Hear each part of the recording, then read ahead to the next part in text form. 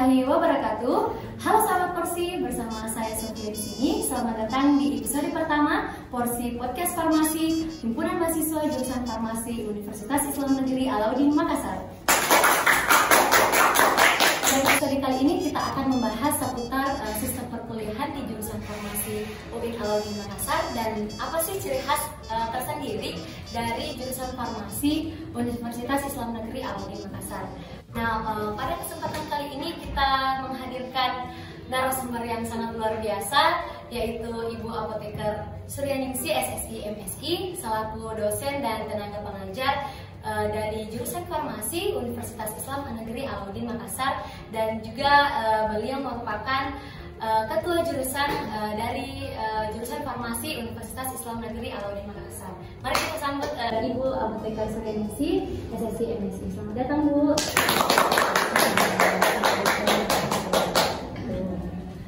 Selamat siang. Bagaimana kabar Tak Bu hari ini? Alhamdulillah dalam keadaan baik. Akhir-akhir ini Bu, mungkin bisa diceritakan secara singkat dulu bagaimana kesibukan Tak akhir-akhir ini sebagai dosen atau belajar. Oke, terima kasih. Sebelumnya saya mau mengucapkan terima kasih kepada HMJ Farmasi UIN Alauddin Makassar sudah mengundang saya untuk ikut podcast ini pertama kali. Kemudian kalau ditanya masalah kesibukan, sebetulnya seperti biasa saya. Kalau terkait sekarang memang sudah diamanatkan ya tugas tambahan. Kalau kemarin itu masih dosen biasa, sekarang diamanatkan tugas tambahan sebagai ketua program studi farmasi sejak akhir Januari 2022. Karena semenjak sebelumnya yang menjabat itu Bapak Asrul Ismail, kemudian jadi saat ini saya menjadi penjabat antar waktu ya, pengganti antar waktu sampai periode 2023. Tentu sebelumnya sudah ada program-program kerja yang sudah disusun oleh ketua prodi sebelumnya. Jadi kami sebagai penyambung tentu menyusun ya program kerja untuk tahun 2022 ini serta merencanakan untuk kegiatan program kerja program studi farmasi sampai dengan akhir jabatan di tahun 2023. Sementara itu ditambah dengan kesibukan mengajar. Jadi Bu, mungkin hari ini kita akan mengupas sedikit tentang jurusan kita, jurusan farmasi, bagaimana sistem perkuliahan dan lain sebagainya. Dan mungkin teman-teman sudah cocok di sini kita datangkan Ibu sebagai narasumber kita, dan bisa mungkin Ibu akan menjawab beberapa pertanyaan dari teman-teman sebelumnya.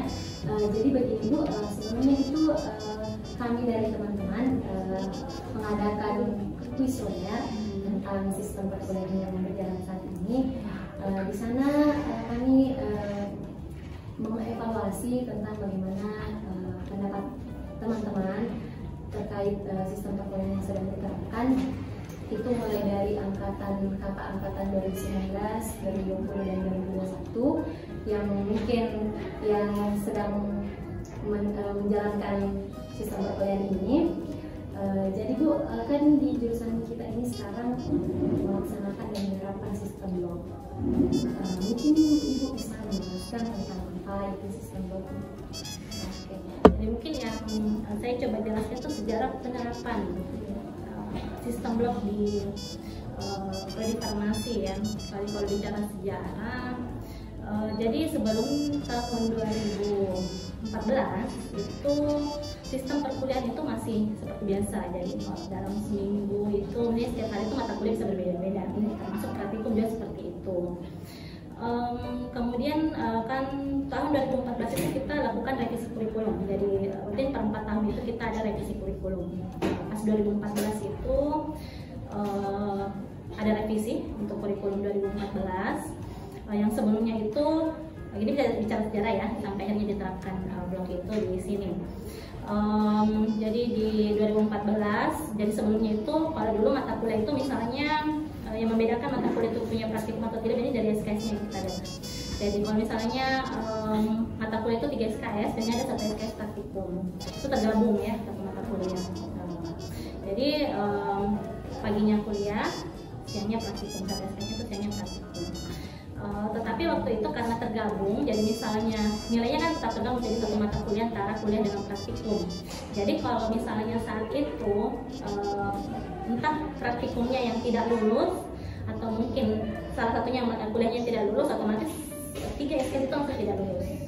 Jadi tidak lulus praktikum meskipun lulus di kuliah tetapi praktikumnya tidak, otomatis mata kuliahnya jadi error.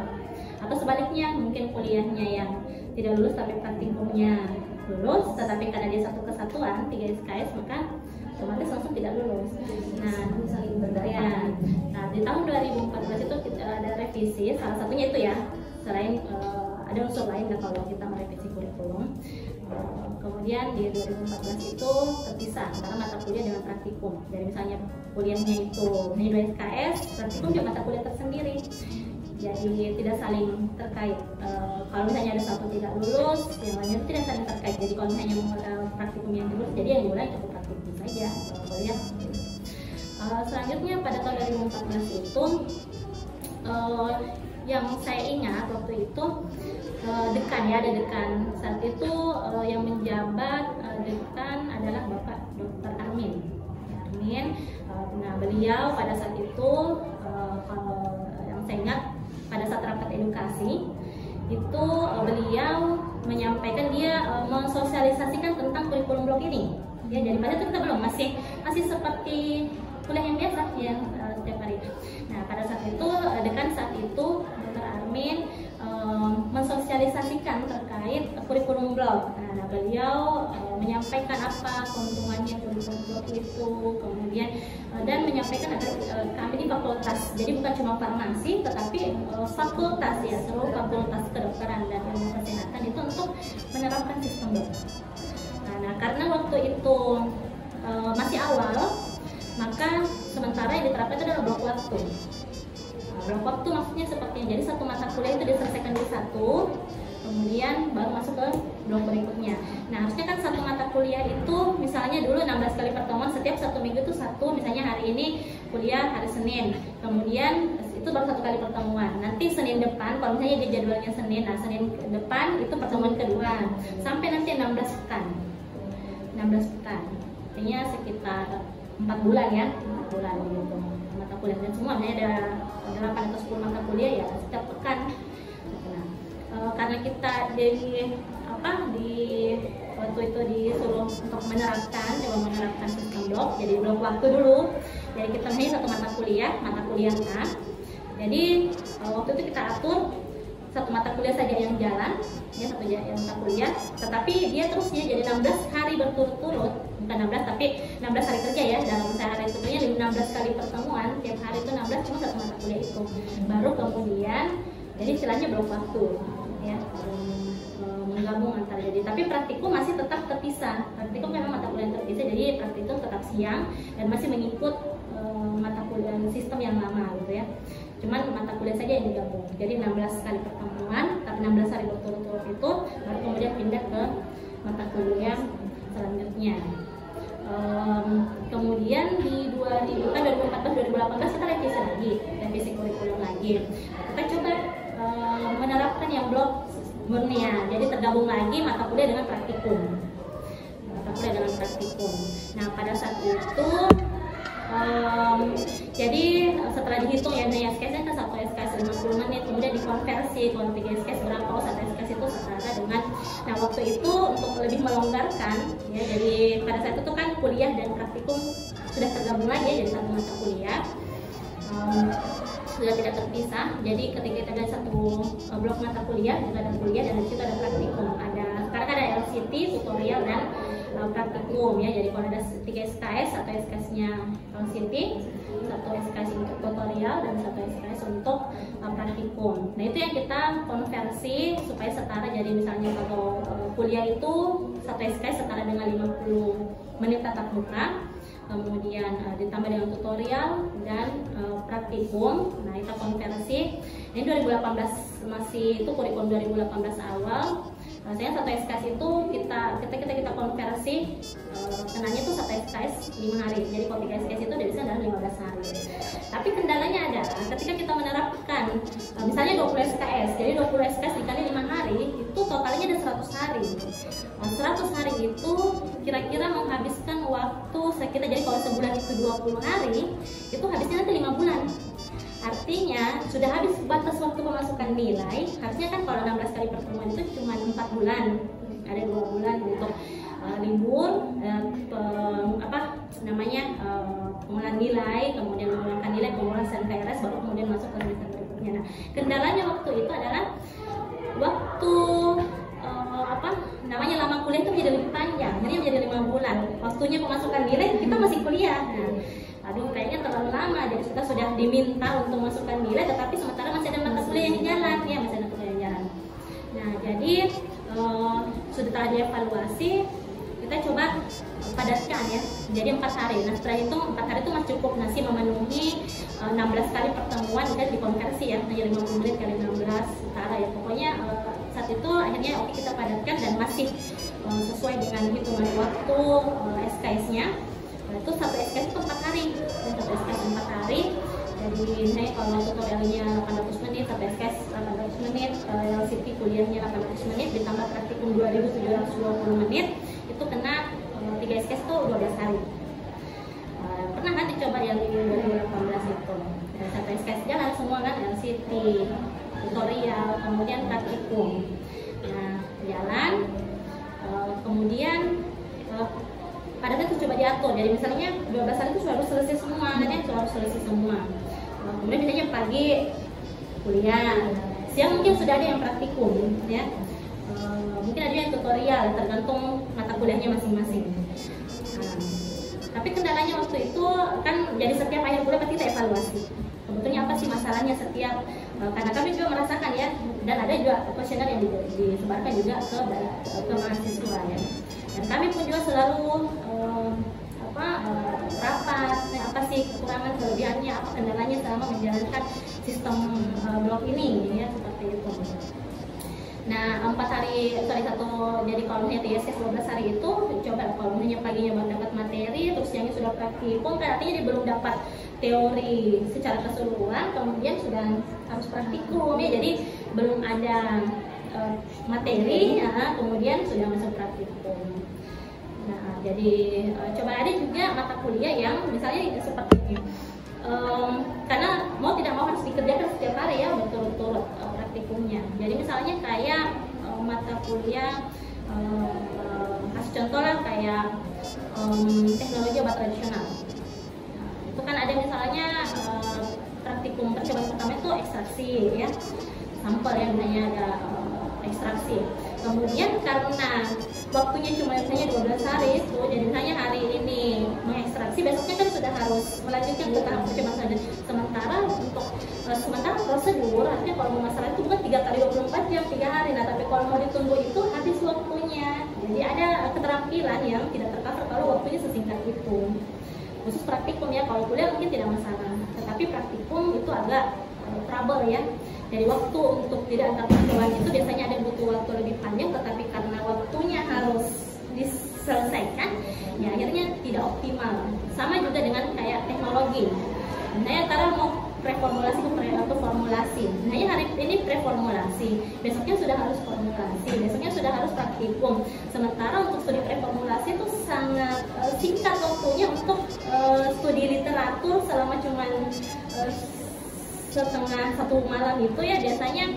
Jadi kalau yang dulu kan, kalau misalnya hari ini kita Senin praktikum, butuh ada waktu seminggu, kemudian baru pengumpulan laporan lagi.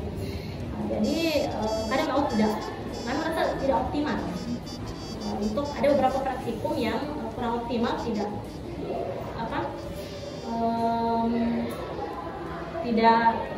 waktu yang dibutuhkan itu terlalu singkat. Jadi kita cobalah maka di 2022 ini ya, kita coba karena kemarin ya keluhannya di situ. Waktu online kan mungkin tidak terlihat ini ya karena persiapan praktikumnya jalan jadi online. Pada saat online kan kita tidak lab basah ya, jadi belum terlalu repot ya untuk penyiapannya. Nah, setelah evaluasi juga itu akhirnya di 2022 ini kami coba dapatkan lagi, kita evaluasi lagi, mengakomodir masukan-masukan dari teman-teman juga.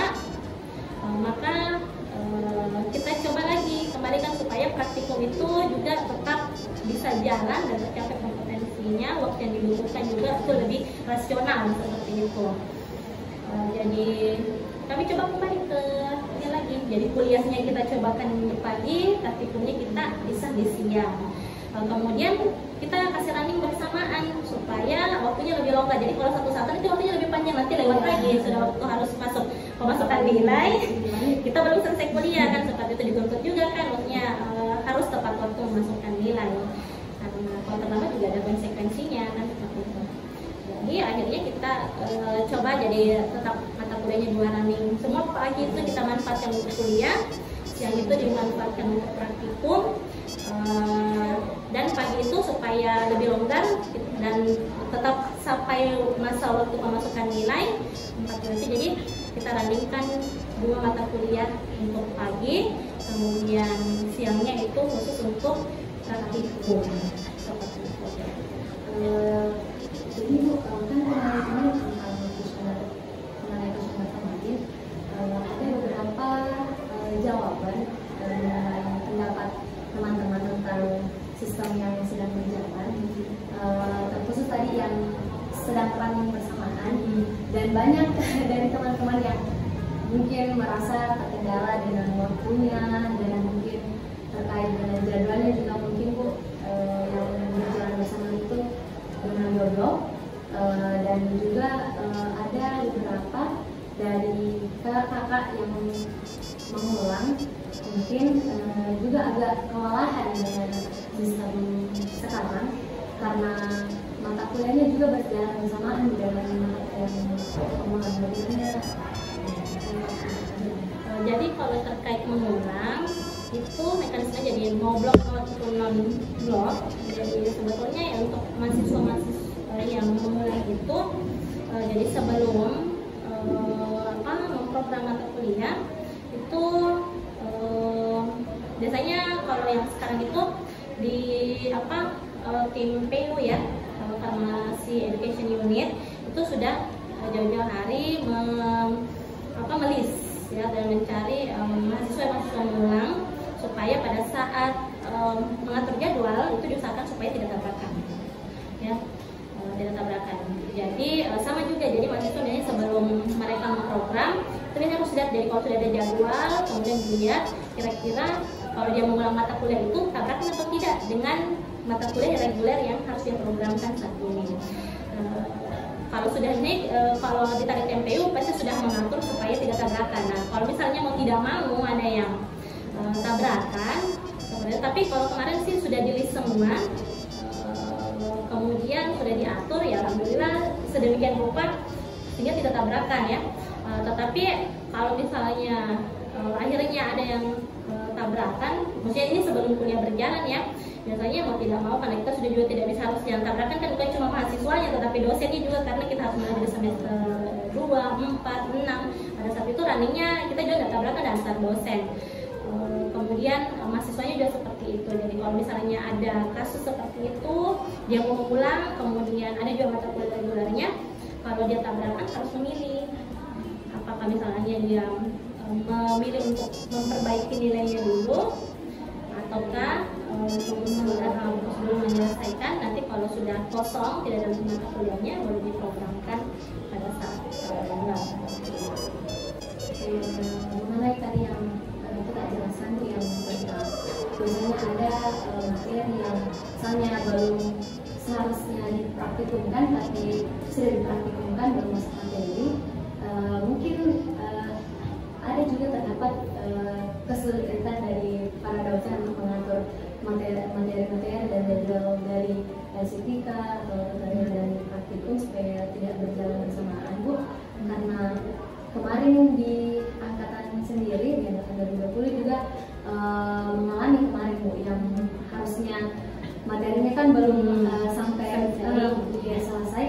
ada praktikum besoknya. Jadi dari itu dosen Bu, setelah itu mungkin langsung evaluasi Bu. Ya, nah termasuk kita yang sekarang ini, makanya kalau jadi kuliah jalan dulu, nanti seminggu setelahnya baru jalan praktikum. Jadi harapannya adalah 1 minggu pertama itu teori dulu semua, baru kemudian masuk praktikumnya. Untuk selanjutnya, mungkin dari sistem blok yang berjalan saat ini, apakah akan masih diterapkan di 2021 yang sekarang dan selanjutnya Bu, atau mungkin ada evaluasi lagi atau pembaruan dari tim dosen terkait sistem blok yang sekarang? Itu pasti evaluasi itu pasti. Jadi setiap sementara jalan pun kita pasti terus evaluasi. Di akhir bulan pasti kita juga evaluasi. Sementara juga kami sedang menyusun kurikulum baru lagi ya untuk ini. Tapi sistem ya kebetulan kita cuma pengaturan ininya saja, pengaturan pelaksanaan ininya saja. Tetap pasti kami evaluasi apakah apa lagi setelah semester ini, termasuk dari yang hasil survei dari mahasiswa itu pasti kami butuh juga untuk bahan evaluasi kurikulum sistem yang sedang diterapkan sekarang untuk perbaikan di semester ke depan. Apakah itu blok atau tidak itu bisa menyesuaikan berdasarkan nanti hasil evaluasi baik dari mahasiswa maupun dosen, itu masih sangat bisa fleksibel untuk bisa diatur upaya. Jadi kita selalu mengadakan upaya perbaikan. Jadi kalau misalnya dianggap ada kekurangan, kita coba tutupi untuk memperbaiki sistem yang ada sebelumnya. Pasti evaluasi pasti ada. Jadi tentang terkait tadi masalah-masalah dan kesulitan dari mahasiswa, mungkin dari Ibu sendiri mungkin ada saran terkait terkait jadwal atau mengenai manajemen waktu untuk mahasiswa tersendiri. Ya, jadi sebetulnya sistem blok ini kalau menurut saya tuh jauh lebih memudahkan ya dibandingkan dengan yang sebelumnya, karena memang setiap yang kita lakukan itu pasti basicnya adalah evaluasi apa kekurangan sebelumnya, apa kelebihan sebelumnya, dan seperti itu terus akan ada perbaikan. Jadi untuk mahasiswa kalau saya sih ya manajemen waktu sebetulnya jauh lebih mudah untuk memanage waktu yang sekarang dibandingkan waktu kalau kita mau bicara lagi sejarah atau apa yang pernah kami alami juga untuk yang waktu menerapkan sistem yang dulu. Kalau saya juga biasanya kalau mengajar tanya-tanya di kelas, kalau saya tanya terus saya ceritakan mengenai mata kuliah sistem perkuliahan kami dulu dibandingkan ya dengan sistem blok yang mereka terapkan sekarang. Yang running 2 sekarang kan sudah mulai ada ini ya, baru 2 kan yang running. Nah bagaimana kalau mereka coba rasakan yang dulu yang kita memprogram mungkin 8 mata kuliah, 8-8-nya, kemudian dari Senin sampai Jumat itu 8 mata kuliah, setiap pekan seperti itu. Kemudian misalnya dari 8 itu mungkin ada 4 atau 5 yang praktik, jadi seminggu itu tiap hari praktik itu berbeda-beda. Jadi setiap mata kuliah kasih tugas, aja kalau 8 mata kuliah seminggu berapa tugas ya, terus siangnya biasanya setiap hari hanya 5 praktikum, dan jalan 1 minggu itu artinya harus bersiap untuk respon, siap membuat tugas pendahuluan, kemudian membuat laporan setiap hari berbeda ya, seperti itu. Nah ketika diterapkan sistem blok baru 2 running sudah mulai merasakan ini. Jadi sebetulnya sistem blok itu sangat membantu juga sebetulnya ya, jadi lebih longgar, lebih fokus ke satu. Disesuaikan juga memang kemarin jalan itu ada juga ya, makanya sempat akhirnya kita coba tadi yang seperti penjelasan saya sebelumnya, akhirnya kenapa kita coba terapkan lagi running, ada mata kuliah semua kembali kuliahnya pagi, praktikumnya kembali ke siang. Tapi ini dengan berjalannya sistem blok juga mungkin lihat untuk para mahasiswa bisa jadi bahan evaluasi juga terkait bagaimana keaktifannya dan sebagainya. Dan mungkin dengan berjalannya sistem blok juga bisa melatih kami untuk lebih aktif lagi dalam kuliah atau praktikum, karena kan juga harus mengejar waktu untuk kuliahnya, untuk praktikumnya juga. Dan untuk sistem blok sendiri ini dari jurusan kita di kuliah kita ini, mungkin dari universitas lain juga mungkin sedang menerapkan sistem blok. Kalau S1 ya, Kalau yang saya tahu di Indonesia Timur ini baru masih ya satunya ya. Kalau yang kebanyakan yang blok itu profesi apoteker. Kalau yang di luar tuh kayak UI itu sudah kalau kemarin sih kayak base marketingnya itu tadi bukan saya yang waktu itu ketua produksi yang juga pergi ke Belanda, di Belanda juga satunya sudah blok dan masih banyak kalau dia belum menerapkan sebelum mungkin dan ada beberapa optimal juga masing-masing. Ditambah juga tadi ada setelah pimpinan juga mengharapkan supaya prodi-prodi menerapkan sistem jadi baik, mungkin dari teman-teman sahabat Porsi mungkin dari kuesioner sebelumnya sudah terjawab semua pertanyaan yang ada di kuesioner, sudah dijawab oleh Ibu sendiri langsung dari jurusan farmasi di Universitas Islam Negeri Al-Azhar Makassar. Dan mungkin juga untuk penerapan sistem blok ini mungkin akan dievaluasi terus-menerus oleh tim dosen dan jurusan terkait penerapannya ke depannya. Dan semoga kedepannya juga akan menjadi lebih baik lagi dan lebih optimal lagi. Dan untuk sahabat Porsi sendiri mungkin sampai di sini pertemuan kita untuk episode pertama kita hari ini dengan Ibu Apoteker Sri Ningsih SSI MSI. Mungkin dari teman-teman sahabat Porsi ada saran dan kritikan bisa langsung di kolom komentar di bawah ini.